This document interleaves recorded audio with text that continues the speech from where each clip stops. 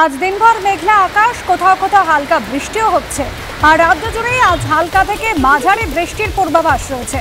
অরিত্রিক ভট্টাচার্য আমাদের প্রতিনিধি সরাসরি রয়েছেন আমাদের সঙ্গে। অরিত্রিক, রাজ্যে শীতটা যখন বেশ জাঁকিয়ে পড়েছে তখন এই বৃষ্টির স্থায়িত্ব কতদিন, তাপমাত্রাটি বা কতটা হেরফের হবে?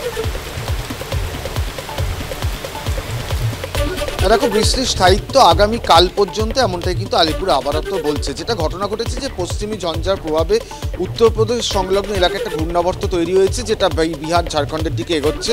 আর একটি দক্ষিণ পশ্চিম বঙ্গোপসাগরে ঘূর্ণাবর্ত তৈরি হয়েছে শ্রীলঙ্কা উপকূলের কাছে। এই জোড়া প্রভাবে বৃষ্টির পরিস্থিতি তৈরি হয়েছে এবং সকাল থেকে কুয়াশা ছিল কিন্তু দক্ষিণবঙ্গের অধিকাংশ জায়গায়, উত্তরবঙ্গেও তাই।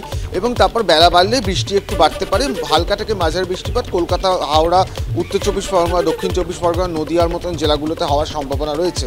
এবং তার জেরে যেটা ঘটবে, রাতের তাপমাত্রা কিছুটা বাড়তে পারে অবশ্যই, কিন্তু দিনের তাপমাত্রা কম থাকবে।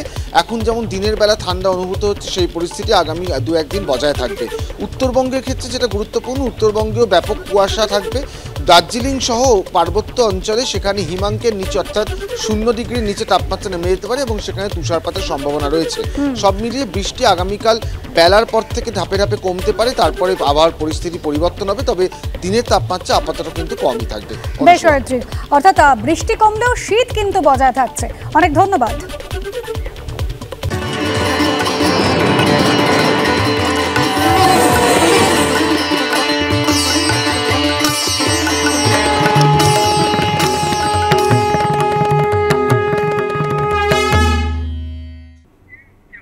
উদ্বোধনের বাকি 4 দিন। অযোধ্যা রাম জন্মভূমি কমপ্লেক্সে এলো রামলালা স্থাপত্য মূর্তি।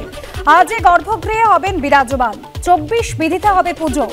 দেশের বিভিন্ন প্রান্ত থেকে অযোধ্যার পথে পুণ্যার্থীরা গেরুয়া ঝান্ডা নিয়ে রামের নামে স্লোগান দিতে দিতে যাচ্ছেন অযোধ্যায়। লখনৌ থেকে অযোধ্যায় যাওয়ার পথে এবিপি আনন্দের ক্যামেরায় ধরা পড়েছে সেই ছবি। রোমান সাম্রাজ্য যখন মধ্য গগনে, তখন বলা হতো সব পথই গিয়ে রোমে শেষ হয়েছে। আর এই মুহূর্তে ভারতবর্ষের যে ছবিটা, সেটা অনেকটা এরকমই। এখন ভারতবর্ষের সব পথই এসে যেন অযোধ্যায় শেষ হচ্ছে।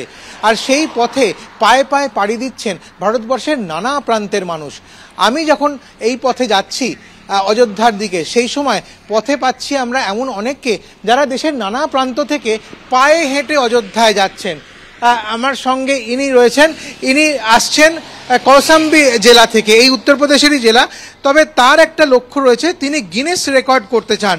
2,74,000 কিলোমিটার তিনি হাঁটবেন ভারতবর্ষের বুকে এবং শেষ করবেন এভারেস্টে গিয়ে। তার আগে এখনো পর্যন্ত ওনার 43,000 কিলোমিটার হাঁটা হয়েছে। উনিও চলেছেন অযোধ্যার পথে। আরও একজন রয়েছেন যিনি হরিয়ানা থেকে এসছেন, তিনিও পায়ে হেঁটে আসছেন। আরও একজনকে দেখছি, তিনি আসছেন কিন্তু আগ্রা থেকে। এরা কিন্তু প্রত্যেকেই আলাদা আলাদা জায়গা থেকে আসছেন। আর এদের বন্ধুত্ব এভাবেই চলতে চলতে পথের মাঝে হয়েছে। হাঁটছেন একটাই লক্ষ্য নিয়ে, অযোধ্যায় গিয়ে পৌঁছবেন সেই রাম জন্মভূমিতে, যেখানে মন্দির তৈরি হয়েছে এবং সেখানে রামলালার প্রাণ প্রতিষ্ঠা হবে। সেই সময় অযোধ্যায় পৌঁছবার জন্য ভারতের নানা প্রান্তের মানুষ এভাবে হেঁটে চলেছেন রাম মন্দিরের পথে। ক্যামেরায় শ্যামল জানার সঙ্গে সঞ্চয়ন মিত্র, এবিপি আনন্দ, অযোধ্যা।